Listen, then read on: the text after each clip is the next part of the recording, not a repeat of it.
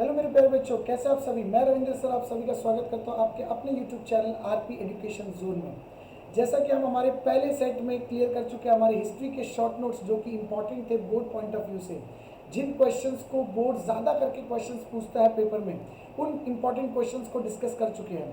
अब बढ़ते हैं आगे नेक्स्ट क्वेश्चन नंबर पे, that is about the give reason.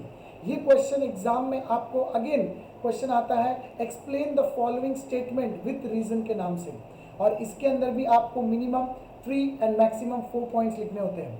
और इसमें एक चीज़ आपको बेनिफिट ये है कि इसमें जो 4th पॉइंट और जो लास्ट पॉइंट होगा, जो बच्चे 4 पॉइंट लिखेंगे या जो बच्चे 5 पॉइंट लिखते हैं, उनमें जो लास्ट पॉइंट होगा वो क्वेश्चन रिपीटेड होगा। और स्टार्टिंग की लाइन क्या होगी उसके आगे, देयरफॉर से, देयरफॉर एंड अगेन क्वेश्चन आपको क्या कर देना है, रिपीट कर देना है। इतना सिंपल तरीके से हम इस चीज़ को पढ़ने वाले हैं। बढ़ते हमारे पहले क्वेश्चन की तरफ, जो कि हमारा गिव रीजन सेक्शन में Foucault called his method the archaeological of knowledge. सबसे पहले बता देता हूँ, माइकल फौकॉल्ट एक ऐसे स्कॉलर थे जिन्होंने फ्रांस में रह के हिस्ट्री को स्टडी किया और उन्होंने अपनी आइडियोलॉजी, न्यू आइडियोलॉजी दी हिस्ट्री में। उनका कहना था सिर्फ और सिर्फ डेट या फिर टाइम पीरियड लिख के हम हिस्ट्री को नहीं एक्सप्लेन कर सकें। हम हिस्ट्री को कंप्लीटली एक्सप्लेन कर ही नहीं पाएंगे जब तक हम आर्कियोलॉजी को इन्वॉल्व ना करें। आर्कियोलॉजी का मतलब क्या होता है बच्चों? आर्कियोलॉजी का मतलब होता है आर्टिफैक्ट्स। आर्कियोलॉजी का मतलब होता है मॉन्यूमेंट्स। जो भी स्ट्रक्चर क्रिएट किए गए पास्ट में, उन सभी को एक्सप्लेन करना होगा। उसी से पता चलता है कि कौन कितना डेवलप था। For example when you see the Taj Mahal and Bibi ka Maqbara, ये दोनों मुगल डायनेस्टी के द्वारा बनाए गए हैं। एक शाहजहां के पीरियड में बनाया गया, दूसरा औरंगजेब के पीरियड में बनाया गया।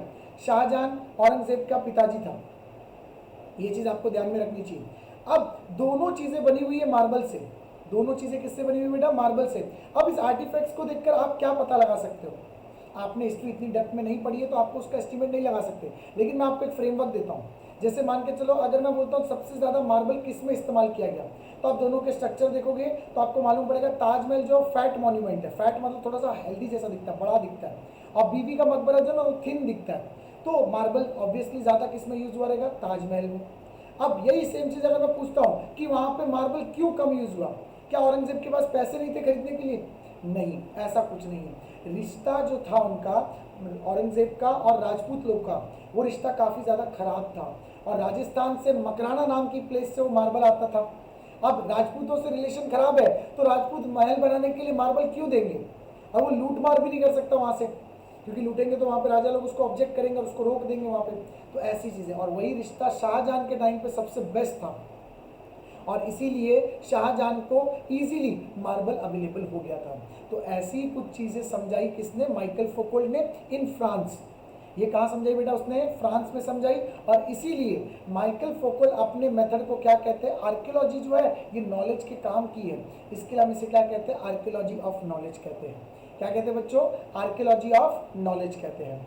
The French historian at the 12th century, Michael Foucault brought a new ideology, a new concept in historiography, and in his book, उन्होंने किताब लिखी थी जिस किताब का नाम क्या है? Archaeology of knowledge, which argue that the privileging practice method, यानी कि जो प्रेजेंट टाइम में जो मेथड चल रहा है हिस्ट्री को अरेंज करने का, वो करेक्ट नहीं है। तो the privileging practice of arranging the historical event in an chronological order is not right. ये सही नहीं है। जिस मेथड को यूज करके हम हिस्ट्री ढूंढ रहे हैं वो मेथड गलत है। टाइम के हिसाब से, समय के हिसाब से हिस्ट्री कौन पढ़ता है? उस समय के डेवलपमेंट को देखो, उस समय की चीज़ों को देखो, उससे अगर हम सीखेंगे तो ही हमें पता चलेगा what is the actual history. So he drew the attention from the fact that the archaeology is not, does not strike directly to the ultimate truth. ऐसा नहीं है कि आर्कियोलॉजी को देखते ही हमें सारी सच्चाई पता चल जाएगी, but it helps and explain the various concept of the history, यानी कि इनडायरेक्टली वो हेल्प करता है हमें ट्रांजिशन समझाने के लिए कि कौन सी चीज़ें हिस्ट्री में कब हुई थी और कैसी चीज़ें इंपॉर्टेंट थी और कौन सी इंपॉर्टेंट है और कौन सी इंपॉर्टेंट नहीं है। ऐसी चीज़ों को समझाने के लिए ये आर्कियोलॉजी मदद करता है। डायरेक्टली सच्चाई थोड़ी बता देगा। कभी आपने देखा मॉन्यूमेंट कोई बात करता है? कोई मॉन्यूमेंट बात थोड़ी कर पाएगा क्योंकि वो नॉन लिविंग में आता है। तो ऐसी चीज़ें यहाँ पे एक्सप्लेन की गई। फौकॉल्ट फेल्ट दैट, फौकॉल्ट मतलब इनका कहना, इनका मानना ऐसा था, felt that explaining the transaction history is more important. एक दौर से दूसरे दौर के बीच में ट्रांजिशन फेज जो होता है ना, चेंजिंग फेज, ट्रांजिशन का मतलब क्या होता है बच्चों? चेंजिंग फेज, वो समझाना बहुत ज़रूरी है। और इसीलिए therefore Foucault called his method archaeology of knowledge, इसीलिए वो अपने मेथड को क्या कहते थे बेटा, आर्कियोलॉजी ऑफ नॉलेज कहते थे। Understood properly? So this is our first give reason. क्या था? फoucault अपने मेथड को आर्कियोलॉजी ऑफ नॉलेज क्यों कहते हैं? क्योंकि ये फ्रेंच हिस्टोरियन थे, इन्होंने अपने एरिया टाइम में एक नई हिस्टोरियोग्राफी को जन्म दिया। इनका कहना था जो अब तक हम हिस्ट्री बना रहे हैं टाइम पीरियड को लेकर, क्रोनोलॉजी को लेकर, ये चीज़ें गलत है, हमें आर्कियोलॉजी की मदद लेनी चाहिए। आर्कियोलॉजी डायरेक्ट नहीं बताएगा बट अल्टीमेट वो वहाँ तक पहुँचने में मदद करेगा, और ये ट्रांजेक्शन बताने में हेल्प करता है, चेंजेस बताने में हेल्प करता है, और ये मेथड बहुत इंपॉर्टेंट है हिस्ट्री के लिए कि कोई उस समय का ट्रांजिशन बता दे, और इसीलिए therefore he called his method archaeology of knowledge. Understood properly the first give reason?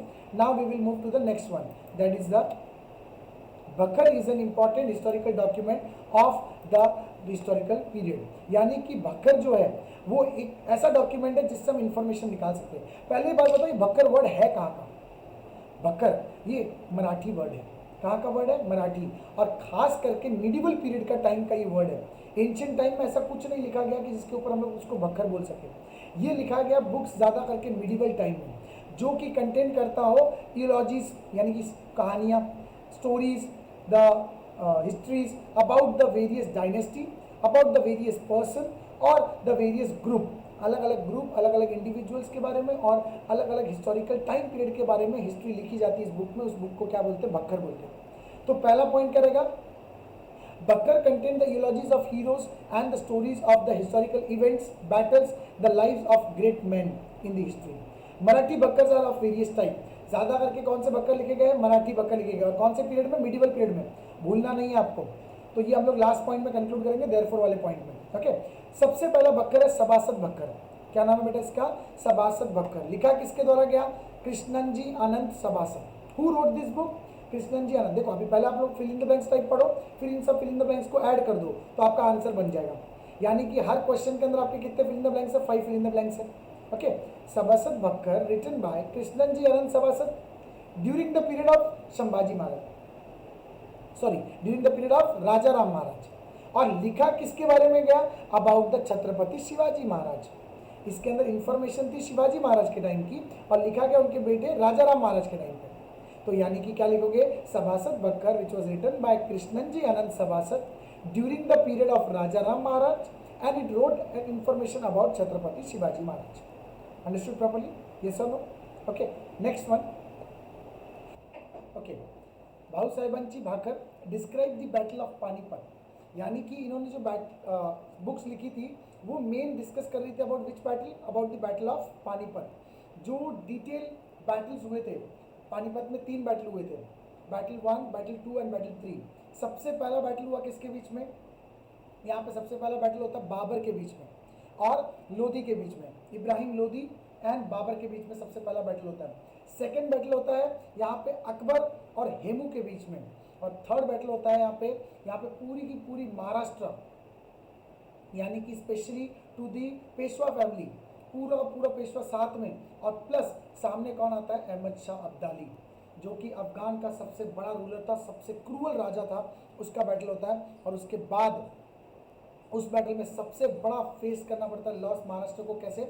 Sadashiv भाऊ की डेथ हो जाती है उसमें, है ना। और इस तरीके की चीज़ें इन बुक के अंदर डिस्कस की गई। और ये बुक किसके बारे में स्टोरी दिखती है? About the battle of Panipat. और बुक का नाम क्या है? भाऊ साहेबांची भाकर। लिखने वाले कौन है? भाऊ साहेब। ओके, नेक्स्ट बुक थी पानीपतांची Bakhar which was again on the same event. तो इसमें अलग कुछ नहीं लिखना, आपको लिखना on the battle of Panipat. There are the 2 books which was written as Bhau साहेबांची भाकर एंड पानीपतांची भाकर।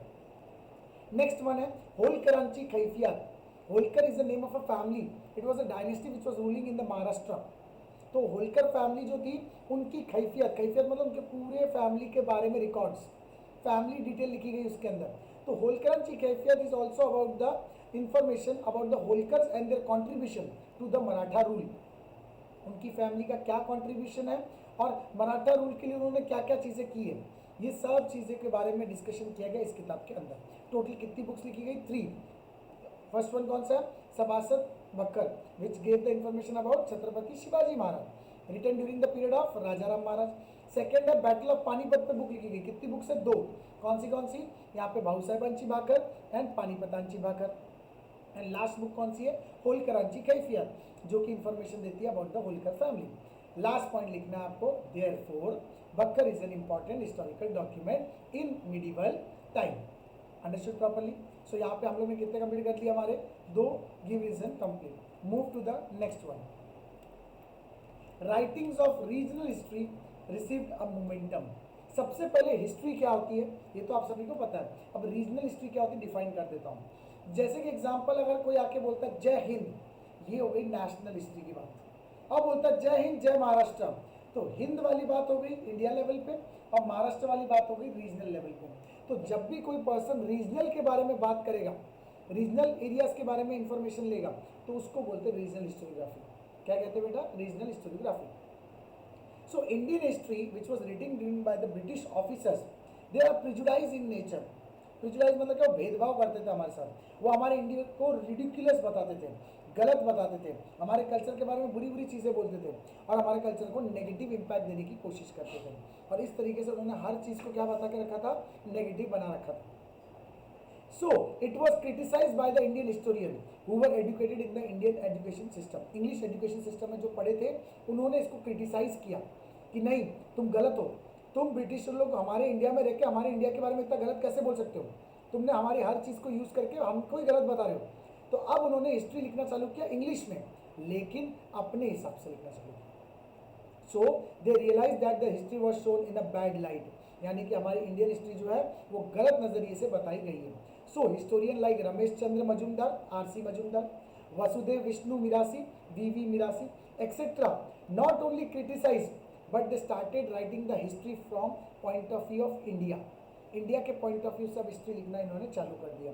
सो they were the nationalist historiographer. इनको देखकर कुछ रीजनल लोगों के दिमाग में भी ये चीज़ आई कि जब ये लोग लिख सकते हैं तो हम लोग भी हमारे बारे में क्यों नहीं लिख सकते। वैसे एक पर्सन थे जिनका नाम था वी.के. राजवाड़े। क्या नाम था बच्चों उनका, वी.के.